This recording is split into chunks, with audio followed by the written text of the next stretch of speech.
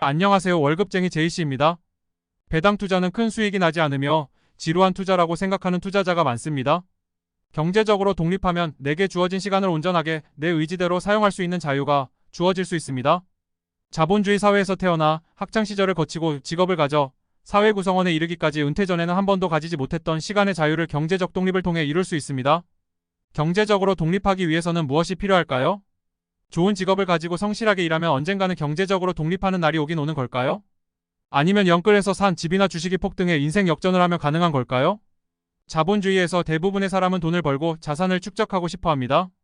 코로나 팬데믹 이후에 각국 정부에서 뿌려대던 통화 정책으로 화폐 가치가 바닥에 떨어졌고 이후에는 소득보다 자산 가치가 더 중요하게 생각되는 경향이 생기게 되었습니다. 많은 사람들이 영끌에서 부동산이나 주식을 사고 대출 이자를 내고 있습니다. 소득을 희생하고 자산의 가치를 추구하는 성향이 극에 달하게 된 것입니다.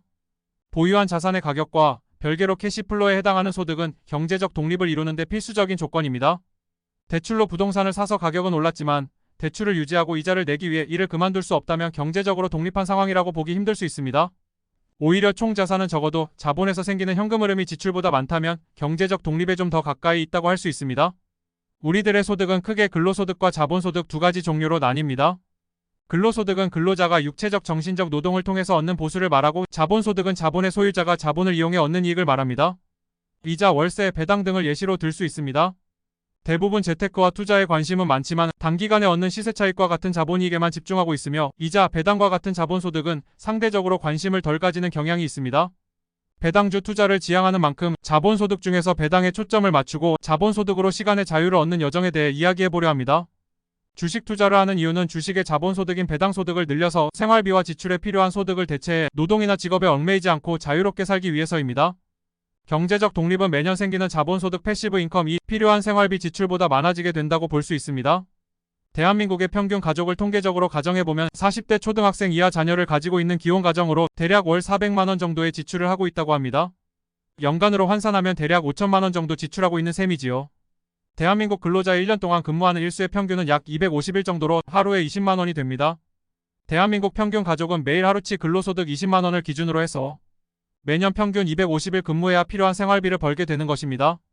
투자를 통해 자본소득을 늘려나간다면 연간 20만원의 패시브 인컴이 생길 때마다 가족 전체가 근무를 하루 쉬어도 지출에 필요한 연간 소득을 유지할 수도 있게 되는 것입니다.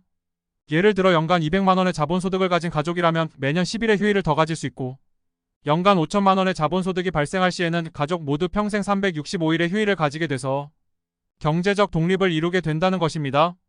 만약 배당 투자를 기준으로 연 3%의 배당률이라 가정하면 연간 20만원의 배당소득은 600만원의 자본이 필요합니다. 즉 600만원을 투자할 경우 평생 가족들이 매년 하루의 휴일을 추가로 가질 수 있는 것입니다. 이렇게 생각하면 1년 동안 600만원의 투자라도 얼마나 가치 있는 일인지 알 수 있습니다. 배당 투자를 할 때 발생하는 배당금이 작아서 가치가 없어 보이더라도 언젠가는 가족들이 자유롭게 시간을 쓸 수 있다는 희망을 가지고 즐겁게 투자를 이어갈 수 있습니다. 여기에 배당을 주는 자산들을 장기 투자할 경우 얻을 수 있는 가치 상승은 안 비밀입니다. 언젠가 달성할 경제적 자유를 목표로 삼고 작은 돈이라도 소중히 생각한다면 배당 투자를 중간에 포기하지 않고 장기적으로 해나갈 수 있는 원동력이 될 것입니다. 5월 5일 어린이날 3주차 계좌를 점검하겠습니다. 솔미국 배당 다우존스 ETF를 꾸준히 적립 중에 있습니다. 솔미국 배당 다우존스 ETF 5월 5일 기준으로 611주 모아나가고 있습니다. 전주 대비해서 10주 더 적립할 수 있었습니다. 아울러 안전자산으로 분류되는 에이스 미국 30년 국채 액티브 ETF는 104주로 지난주와 차이 없습니다. 이번 주부터 원달러 환율이 높아 해지 상품으로 솔미국 배당 다우존스 ETFH를 4주 신규로 매수하였고 앞으로 환율 1,300원 이상 시에는 두 종류로 적립하려고 합니다. 5월 첫째 주에 배당금이 들어왔습니다. 14,422원의 소액이지만 현재 대한민국의 최저시급이 9,620원인 만큼 앞으로는 매달 1시간의 자유를 달성하게 될 것이라는 기적의 논리를 펼쳐봅니다.